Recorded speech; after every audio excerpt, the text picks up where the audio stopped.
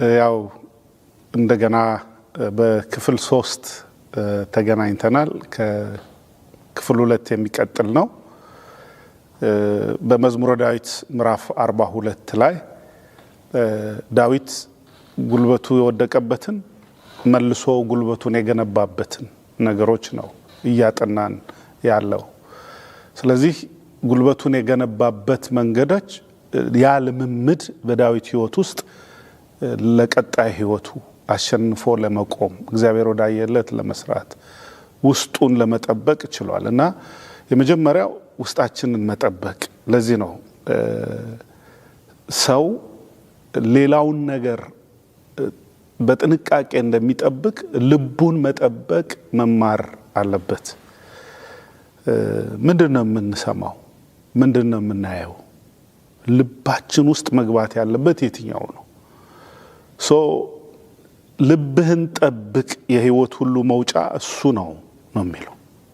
ህይወት የሚመነጨው የሚንጸባረቀው ውስጥህ ከገባው ከተከማቸው ራሳችንን ከገነባንበት ነው። የተገነባነው በሸንበቆ ከሆነ ሸንበቆ ህይወት ነው የምንኖረው።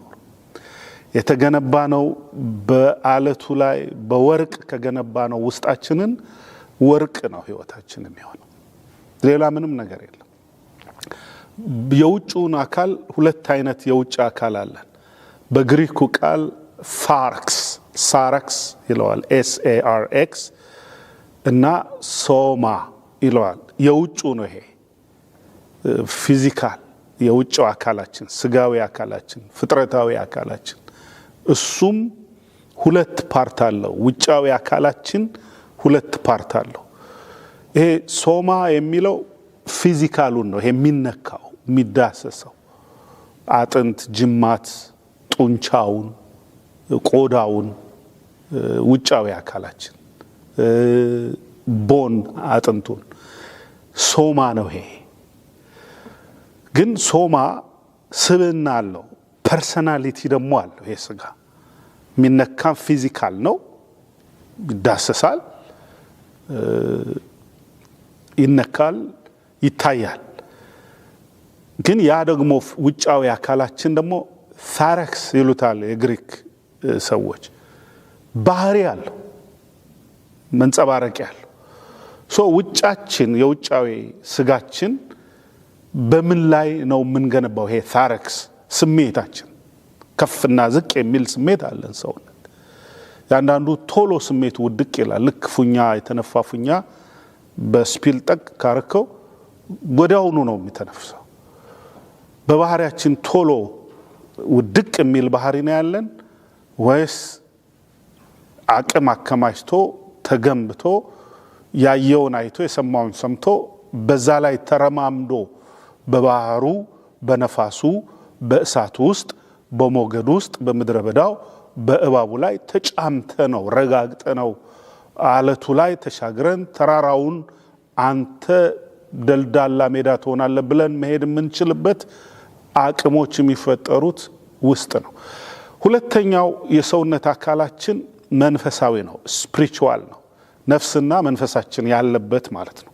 የመጀመሪያው ሶራ ኤንድ ሳረክስ የሚለው ውጫዊ ነው። ግን ፊዚካል አጥንት፣ ስጋ፣ ይሄ ጡንቻ የሚታየው ቆዳ ምናምኑ ሶማ ነው። ሶራክስ ግን በእውቀት፣ በጥበብ፣ በፍላጎት፣ በኢንትረስት፣ በስሜት የምንገለጽበት፣ የምንናገርበት፣ የምናነብበት ባህሪ የምንመሰርትበት ነው። ባህሪያታችን እነዛ ባህሪያት የት ጋር ነው የተገነቡት? በምንድን ነው የተገነባው? አንቺ በምንድን ነው የተገነባሽው? አንተ በምንድን ነው የተገነባው? ራስህን በምንድን ነው የገነባው? በመልካም ቃል፣ በሸንበቆ የእምቧይ ካብ ይባላል በሀገራችን፣ ቶሎ የሚናድ ማለት ነው። ፍራጃይል በሆነ ነገር ነው ፐርሰናሊቲያችን፣ ባህሪያችን፣ ፍላጎታችን በቀላሉ የሚንገዳገድ ነው። እሱን በደንብ ማወቅ። ስለዚህ በምን ላይ እንደተገነባን ማወቁ በጣም ኢምፖርታንት። ራስን ደግሞ መገንባት ራስን የመገንባት ልምምዶች በእውቀት የሚገነባውን ነገር እውቀት ፊድ እያደረግነው አእምሯችንን ነፍስ ያለ ዕውቀት ትሆን ዘንድ መልካም አይደለም ስለተባለ መገንባት አለብን። ያንን ዲሲፕሊን የሚያስፈልገውን በዲሲፕሊን መገንባት ይገነባል፣ ሰውነት ይገነባል። እንደገና ይሄ ጡንቻ ከላይ የምታዩት በስፖርት በፊዚካል አክቲቪቲስ ይገነባል። ዝም ብለው ታስቀምጠው ጡንቻ አይሆንም። በስጋ ነው፣ ማስል ነው፣ ሴል ነው፣ ቦን ነው፣ በቃ ቲሹ ነው። ግን ፊዚካል አክቲቪቲስ ውስጣችን ጤንነት እንዲገነባ ያደርጋል፣ ጥንካሬም እንዲገነባ ያደርጋል።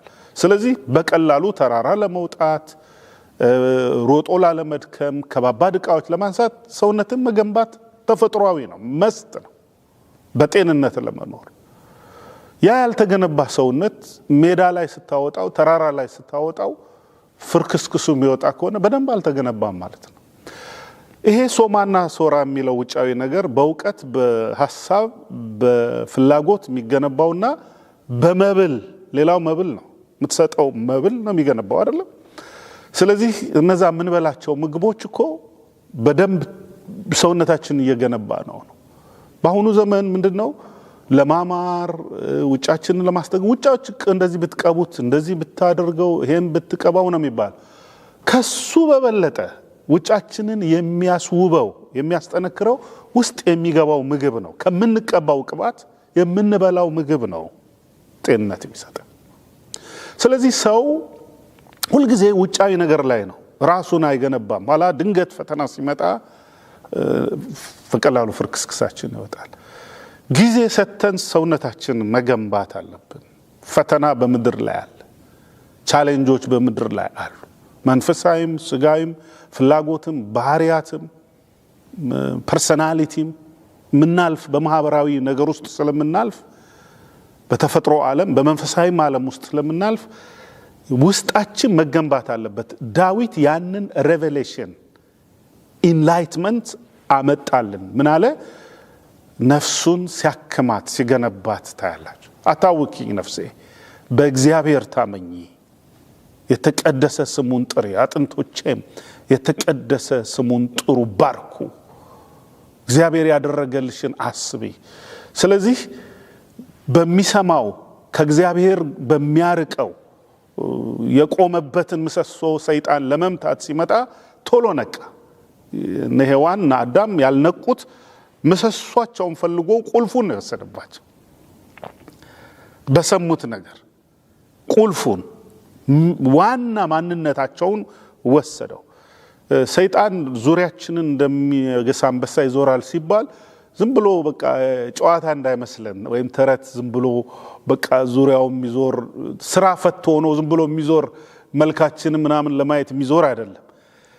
ጥንካሬያችን፣ ፍላጎታችን፣ ምኞታችን የት ጋ ዊክ ፖይንት አግኝቶ እንደሚጥለን እየመረመረን ነው፣ እያጠናን ነው፣ ጥናት እየወሰደ ነው። ሰይጣን ዴይ ኤንድ ናይት ያጠናል። ለዛ መድኃኒቱ ምንድን ነው? በልዑል እግዚአብሔር ሁሉን በሚችል አምላክ ባህሪያት ላይ የእግዚአብሔር ባህሪ ተሸንፎ አያልቅም። የእግዚአብሔር ባህሪ አያልቅም። ጉልበት እዛ ውስጥ አለ፣ ኃይል እዛ ውስጥ አለ፣ ብርሃን እዛ ውስጥ አለ፣ ሰላም እዛ ውስጥ አለ። ሰይጣን የሚሸነፍበት፣ ተፈጥሮ የሚሸነፍበት፣ ባህሩ የሚሸነፍበት፣ ነፋሱ የሚታዘዝበት፣ ሞገዱ ጸጥ የሚልበት እዛ ጋር አለና ዳዊት ራሱን በምንድን የገነባው? በእግዚአብሔር ቃልና በእግዚአብሔር ባህሪ በእግዚአብሔር ኃይል ላይ ተመስርቶ ነበር።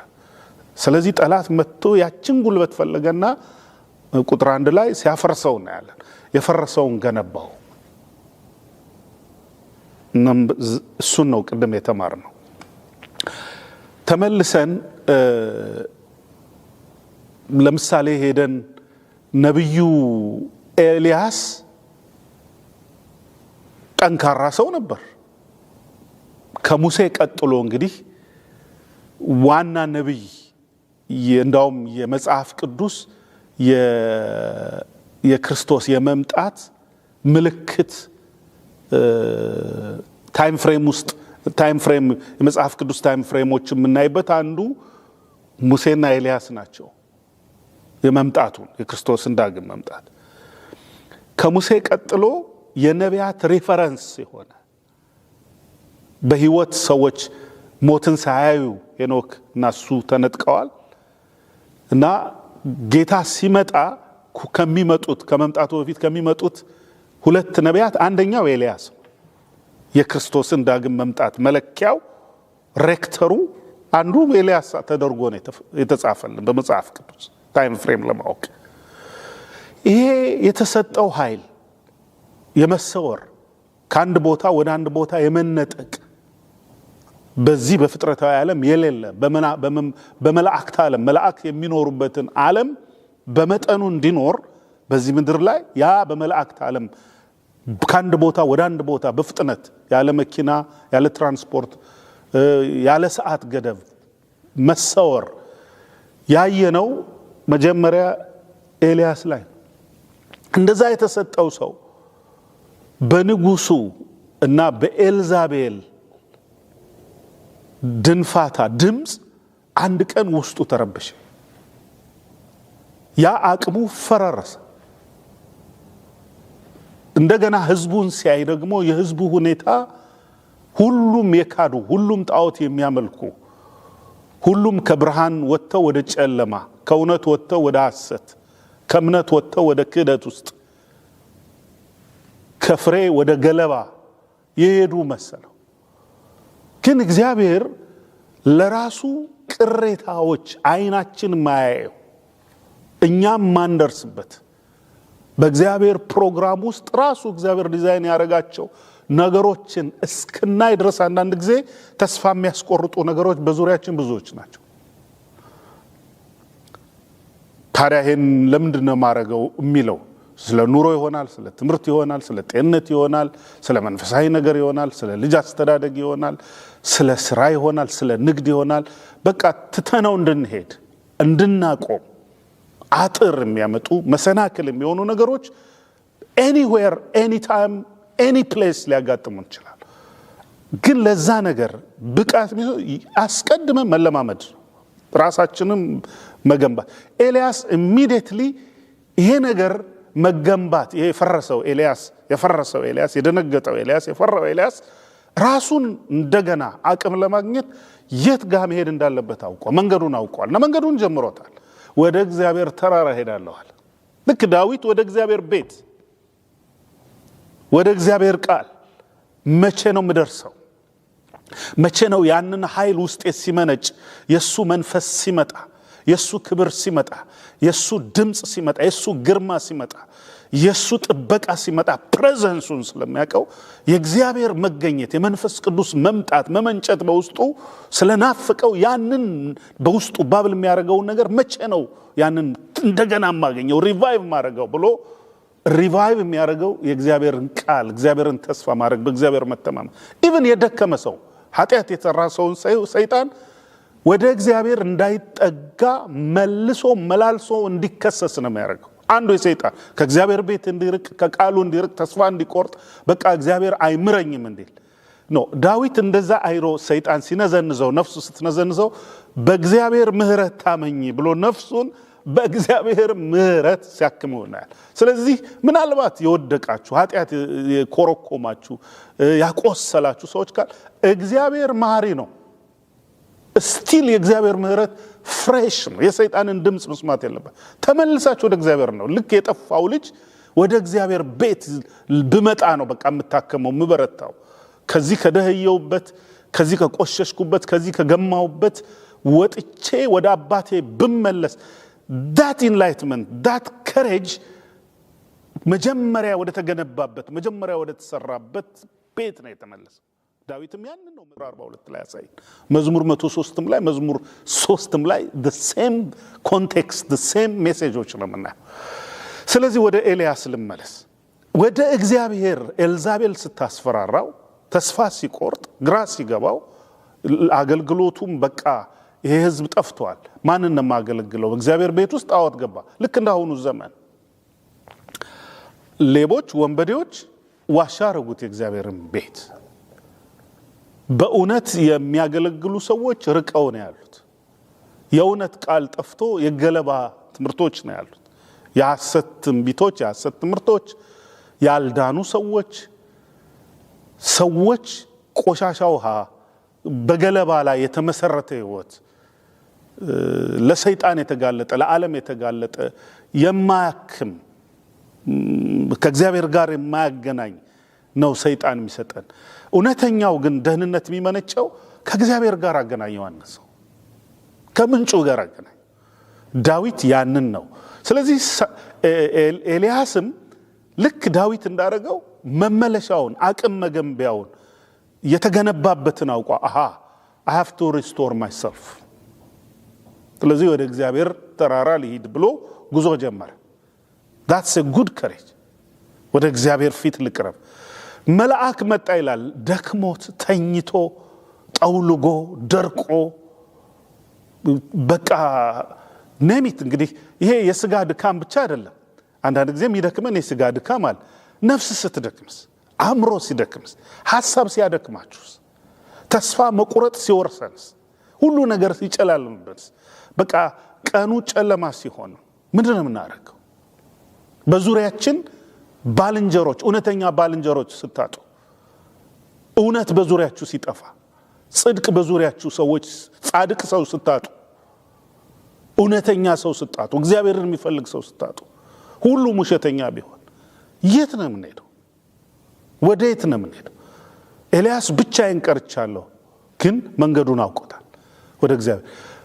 ስለዚህ እንቅልፍ ሲወስደው ኖት ይሄ ሶማው ብቻ አይደለም የደከመው፣ ሶራው ይሄ የውስጥ ስሜቱ ፍላጎቱም ደክመዋል። ከዛ ደግሞ መንፈሱ ነፍሱም ደግሞ ፊዚካል ኢንቲቲ ፊዚካል ቦዲውም ብቻ አይደለም፣ the spiritual entity, the spiritual himself also so exhausted ሆኗል። from this exhaustion ተስፋ መቁረጥ either from the soma and sora or the soul and the spirit, from the physical body and spiritual body ሁሉም መመገብ አለበት፣ ሁሉም መጠንከር አለበት። ሰው ስጋ ብቻ አይደለም፣ ሶማ ብቻ አይደለም፣ ሶልም ነፍስም መንፈስም አለን፣ አንድ ላይ ተያይዞ የተሰሩ ናቸው። ስለዚህ ስጋህን ብቻ ከመገብከው ስጋዊ ነው የምትሆነው። ልክ እንደዛ ምሳሌ እንደሰጧችሁ እንደ ሁለቱ ጥቁርና ነጭ ውሾች። ነፍሳችንን ደግሞ ከመገብነው ነፍሳችን። ስለዚህ ባላንሱን ማወቅ አለብን። የነፍሳችንን ጤናማ ምግብ፣ ስጋችንንም ጤናማ ምግብ፣ ለእውቀታችን ጤናማ እውቀት፣ ለስሜታችን ጤናማ ስሜት፣ ለባህሪያችን ጤናማ ባህሪ ዴቨሎፕ ማድረግ ስቴፕ ባይ ስቴፕ። ስለዚህ እግዚአብሔር መልአክ መጥቶ ምድራዊ እንጀራ አላበላው። በዛ እንደማይነሳ አውቆ በጣም ተመቷል ማለት ነው። ኤልያስ በጣም ቆስሏል። በስጋዊ ነገር አይታከምም። ሆነ በምድራዊ ነገር አታክመውም ኤልያስ። ምክንያቱም ዲፕ ሄዷል። በቃ ልሙት አለ እኮ፣ መሞት ነው የምፈልገው። ዋው! ይሄ ብርቱ ሰው፣ ይሄ ጀግና ሰው፣ ይሄ ኃያል ሰው በምድር ላይ ለመላእክት ብቻ የሚሰጠውን ባህሪ የቀመሰ። ምክንያቱም መነጠቅ ለመላእክት ብቻ፣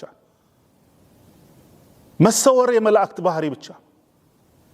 ማንም በዚህ መንገድ በብሉይ ኪዳን አልተገለጠም። በአዲስ ኪዳን ጌታችን ኢየሱስ ክርስቶስ ተገልጧል። ፊልጶስን ያንን ጸጋ ሲሰጠው እናያለን። እሱ ሌላ ትምህርት እንማራለን። ዛሬ የውስጥን መገንባት የሚላይ ስለምናተኩር እዛ ላይ ላተኩርና መልአኩ መጥቶ እንጀራ ምግብ ላይ ያለ ፍራፍሬ ብላ አላለውም። በዛ እንደማይገነባ አውቋል። በቃ ነፍሱ መንፈሱ ተመቷል በኃይል። ስለዚህ መና for the first time እስራኤል የተስፋይቷ ምድር ከወረሱ በኋላ መናው ቆሟል። መና አምጥቶ የሰጠው ለኤልያስ ነው። ይሄን ብላ እንደገና ተመልሶ ተኛ ይላል። ምን ያህል ውስጡ እንደፈረሰ፣ ምን ያህል እንደደከመው። አንዳንድ ጊዜ በቃ ድክም የሚያረጋችሁ ነገሮች በሰውነታችሁ ቢያጋጥማችሁ፣ ኤልያስ አልደከመም? ዳዊት አልደከመም? ግን በምን በረቱ? ምን ልምምድ ነው እነሱን ያደ? ምንድነው ሚስጥራቸው? What is the enlightenment they have? How they just became that much strong and mighty men? ሚስጥራቸው ይሄን ውስጣቸውን መገንባት እንዴት እንዳለባቸው ያወቁ ሰዎች ናቸው። አታውቂ ነፍሴ። ስለዚህ ወደ ሰው ከመሄድ ወደ ካውንስሊንግ አንዳንድ ጊዜ ከመሄዳችን በፊት እንዴት ነው ካውንስሊንግ? ኤልያስ ወደ ማን ይሄዳል? ዳዊት ነው እንግዲህ መሪ ዋናው። ሄዱ። ወደ ማን ይሄዳል? ወደ ማን ይሄዳል? ራሱን ነው ማከም ያለበት። በምን? በእግዚአብሔር ቃል። ሰይጣን ሲያቆስልሽ ምትታከሚው በእግዚአብሔር ቃል፣ ምትታከሚው በእግዚአብሔር ምሕረት ነው። ኃይል ስናጣ ኃይል የምናገኘው በእግዚአብሔር ኃይል። መና አበላውና ሂድ፣ መንገድህ ሩቅ ነው፣ ጉዞው ሩቅ ነው፣ ስለዚህ ደግመህ ብላ አለው። አበላው፣ ደግሞም አበላው፣ ደግሞ አስነሳው። ከዛ ጉዞውን ቀጠል። ከዛ በኋላ ኃይሉ ታድሶ ራእይ ተቀብሎ መሞት እንደሌለበት የሚነጠቅ ሰው መሆኑን አለማወቅ፣ መደሰት በሚገባው ሰዓት ነበር ለካ ያዘነው። ለካ ይሄ ሰውዬ ሞትን ማይቀምስ ነው። እስከ ክርስቶስ መምጣት ጊዜ እንደ አዲስ ተለውጦ በአዲስ በአይን ቅስፈት አዲሱን አካል እስኪለብስ ሞትን ማይቀምስ ሰው ነው። አንዳንድ ጊዜ የሚያስፈሩ ነገሮች ለኛ ያልተባሉ ናቸው። የኤልዛቤል ድምፅ እግዚአብሔር ላንተ ያላለውን ነው የሚነግር። በልምድ በምናየው ነባራዊ ነገሮች እግዚአብሔር ለኛ ያየው ምናልባት ዓለም የሚኖርበት ላይሆን ይችላል። ለሌላው ሰው የሆነው ላንተ አይሆን። you never know who you are። ምን እግዚአብሔር ላንተ እንዳዘጋጀ ማታቀውን ኃይል፣ ማታቀውን ጥበብ፣ ማታቀውን ገበታ ነው እግዚአብሔር የሚያዘጋጀው።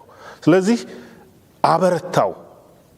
አበረታውና 13ኛው ምዕራፍ ላይ ነው የምታገኙት ነገስት እና ኃይል ለብሶ ኤልሳዕን ከዛ ኢዩን እነሱን እንዴት እንደሚቀባ በእሳት እንደሚነጠቅ የእሳት ሰረገላ እግዚአብሔር እስካሁን ከሱ ጋር እንደሆነ ኤልዛቤል እንደማታገኘው ኤልዛቤል ራሷ እንደምትጠፋ እንደምትወድቅ እንደምትሞት ጉልበት እንደሌላት አሳይቶት ድል ለብሶ ክብር ለብሶ ነው የተመለሰው። አሁን ወደ ማናው ደግሞ መልእክት ልመለስ።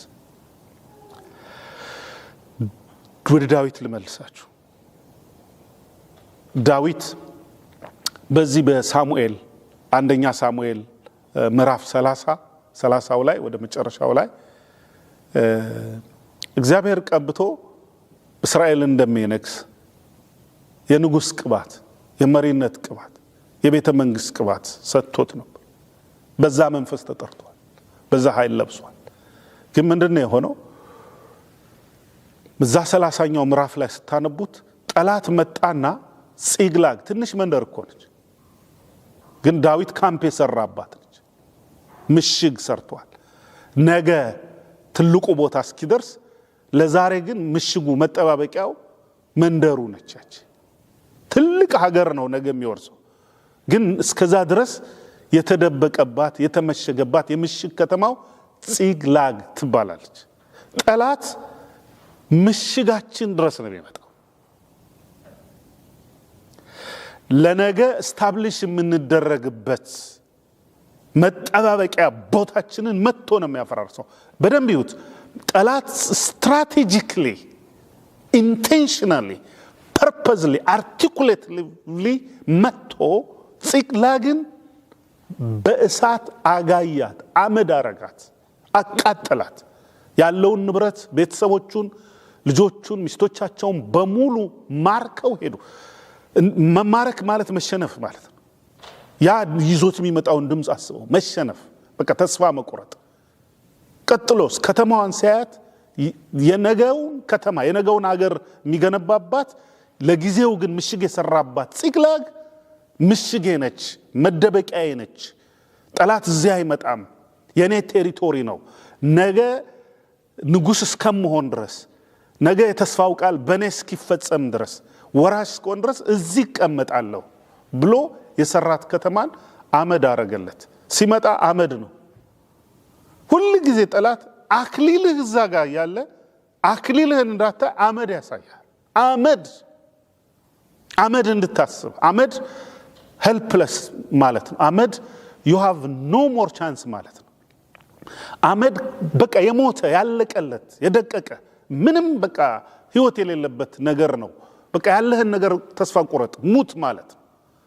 መማረክ ደግሞ ያለህን የራስህን ፈቃድ የራስህን ስልጣን የራስህን ኑሮ ምርኮኛ ሰው ምንም አይነት የራሱ ፈቃድ የለው። ይሄንን ጠላት ሲያሳየው የሚገርመው ህዝቡ ሁሉ በዳዊት ላይ ጮኸ፣ ሊወግሩትም ተነሱ፣ እጅግ ተቆጡ ይላል የእስራኤል አምላክ። ተጨማሪ ከላይ ባለፈው ምዕራፍ በክፍል 1 ላይ ንብ ማርን እንደሚከበቡኝ የሚለው እዚህ ውስጥ ያለው አንዱ መልእክት እሱ ነው። ጠላት መጥቶ አድቅቆት ምሽጉን ከተማውን አቃጥሎት አንድም ቦታ አልተረፈ፣ አንድም ቤት አልተረፈ። ሲመጣ አመድ ነው፣ እሳት፣ የነደደ እሳት፣ ጭስ ነው የሚያየው። ቤተሰቦቹ ተማርከዋል፣ ህዝቡ ተማርኳል፣ ንብረት ተማርኳል። ስለዚህ ነገን ለማሰብ ነገ እኖራለሁ፣ ነገ እስራኤልን በሙሉ በትክክለኛው መንገድ እመራለሁ፣ እግዚአብሔር ለኔ የሰጠኝ ቅባት እውነት ነው ብሎ እንዳያስብ ተስፋ እንዲቆርጥ ቅባቱም ትንቢቱንም ጥሎት እንዲሄድ መልእክትን የሰጠው ደብዳቤን የሰጠው ሰይጣን። ዳዊት እንግዲህ ወይ የሰይጣንን ደብዳቤ ማንበብና ተስፋ መቁረጥ ወይ እግዚአብሔር በሳሙኤል በኩል የላከልህን ደብዳቤ ማንበብ መምረጥ ነው። ሰው የሚወድቀው ሰይጣን የሚሰጠውን ደብዳቤ ሪል አድርጎ ስለሚያየው ነው። የጊዜያዊውን ችግር ሪል አድርጎ ስለምታየው ነው። ይሄ ጊዜያዊ ችግር የሚያልፍ ስለማይመስለን እግዚአብሔር የተናገረው ቃል የጸና ግንብ ከተፈጥሮ ሕግ በላይ ከምናየው በላይ ከአመዱ በላይ አመዱን አክሊል ማድረግ እንደሚችል የሌለውን እንዳለ የሚቆጥር አምላክ መሆኑን እስክንረዳው እስኪገባን ያ ውስጣችን በደንብ በዛ ላይ እስኪገነባ ድረስ መሰራት አለብን። ዳዊት እዛ ድረስ ሄዶ ተሰራ፣ አዲስ መገለጥ አገኘ። እዛ ምዕራፍ 30 አንደኛ ሳሙኤል ላይ ምንድነው የሚለው? ወደዚህ ሲመለከት ህዝቡ ሊወግረው ነው። ድንጋይ አንስቷል፣ ሰይፍ አንስተውበታል። ምላሳቸው፣ ስድባቸው፣ እርግማናቸው፣ ተስፋ የሚያስቆርጥ ንቀታቸው። ስለዚህ ዳዊትን እንደ ሐሰተኛ ራእይ እንደሌለው ጠንካራ እንዳልሆነ ጠላትም ህዝቡም ነገረው። ያንን ይዞ ይቀመጥ አመድ ይሁን ወይስ አክሊል ይልበስ? ወይስ እግዚአብሔር የተናገረውን ነው የምናየው? ሙሴ ባህሩን አይቶ ይስጠሙ ወይስ የእግዚአብሔርን ኃይል አይቶ ይሻገሩ? ፈርዖንን አይቶ ወደ ኋላ ይመለሱ ይማረኩ ወይስ እግዚአብሔርን አይተው ይለፉ? ምርጫው የኛ ነው። ወይ ወደ ኋላ ትመለስና ምርኮኛ ትሆናለህ፣ ባሪያ ትሆናለህ፣ ራእይ ይጠፋል፣ ኃይል ይጠፋል፣ ጉልበት ይጠፋል፣ ጤንነት ይጠፋል፣ ንብረት ይጠፋል፣ ጨለማና አመድ ይሆናል። ወይስ የክብር አክሊል፣ የክብር መንፈስ፣ የድል መንፈስ፣ የስኬቱን እግዚአብሔር የሚያለብሰንን ለምድርም ለኑሮም ለጤንነትም ለሌሊትም ለቀናችንም ለሶማም ለሶራም ለስፒሪትም ለሶልም የሚሰጠንን ነገር ይዘን ነው የምንሄደው? ዳዊት አንድ ነው ያደረገው። ይሄን ሁሉ ድምፅ ተወና ቃሉ እንደዚህ ነው የሚለው፣ ዳዊትም ልቡን በእግዚአብሔር አበረታ። እንደገና ነፍሱን መገባት። ኖ ማተር ዋት ማየው አመድ ነው። ለጊዜው ጠላት መጥቶ ዋና ምሽጌን ዋና መቀመጫዬን መጥቶ አላታል፣ ምርኮ ማርኳል። አሁን ማየው ነገር ይሄንን እግዚአብሔር ያሳልፈኛል፣ ይሄንን እግዚአብሔር መቀየር ይችላል። ስለዚህ የተናገረኝን እግዚአብሔር አምነዋለሁ ብሎ ሄደ። በቃ አንዳንድ ጊዜ ያነበብነውን ቃል የሚያስረሳ የጸለይነውን ጸሎት መንፈስ ቅዱስ የነገረን እግዚአብሔር የሰጠንን ተስፋ ከእግዚአብሔር ጋር የተጣበቅንበት ትስስርን መጥቶ ይመታዋል። መጠበቅ ያንን ነው። ያ ከእግዚአብሔር ጋር የተሰራህበት በእግዚአብሔር ላይ የተሰራውን ህይወትህን ኑሮህን እሱን በደንብ አድርገህ ጠብቀው። ድል ከዛ በኋላ ነው የሚጀምረው። ኃይል እዛ ጋር ነው፣ ብርሃን እዛ ጋር ነው፣ ተስፋ የሚመጣው እዛ ጋር ነው። ልቡን በእግዚአብሔር አበረታ፣ ጠላቶቹንም ተከተላቸው፣ መታቸው፣ ምርኮን ማርኮ መለሰ። ከዛ በኋላ አዲስ የህይወት ስርዓት ፈጠረ። ከእንግዲህ ምርኮ ስንማርክ አለ ፈርተው የቀሩም በመሃል ላይ ደክሟቸው የቀሩም እኩል ከማረኩት ጋራ ይካፈላሉ። ድል የእግዚአብሔር ነው። ስለዚህ የምንጣላበት የምንፎካከርበት አይደለም። ነገ እግዚአብሔር ገና ያሰፋናል። ልቡን በእግዚአብሔር አበረታ የሚል ቃል እናያለን። ክፍል 4ን ከዚህ ቀጥሎ ይቀጥላል። ስለዚህ ልባችንን በደንብ አስፍተን መንፈሳችንን በደንብ አስፍተን እየጣፈጠን እንድንሰማው ወደ ውስጣችን እያስገባን እንድገነባበት ያለቀውን ነገራችን ምንሞላበት የደከመውን ነገራችን እናጠናክርበት እንዲሆን ይሄን እስከዛ ድረስ ዳይጀስት ሪጉሪጄት ይላሉ ማመንጀክ እንደገና ዳይጀስት አድርገን በደንብ ሰውነታችን ውስጥ ገብቶ እስኪዋሃድ ድረስ ጊዜ መውሰድ ይኖርብናል። በአንድ ቀን አይመጣም። ወደ ፓርት 4 እስክንሄድ ድረስ ሰላም ቆዩ። እግዚአብሔር ይባርካችሁ።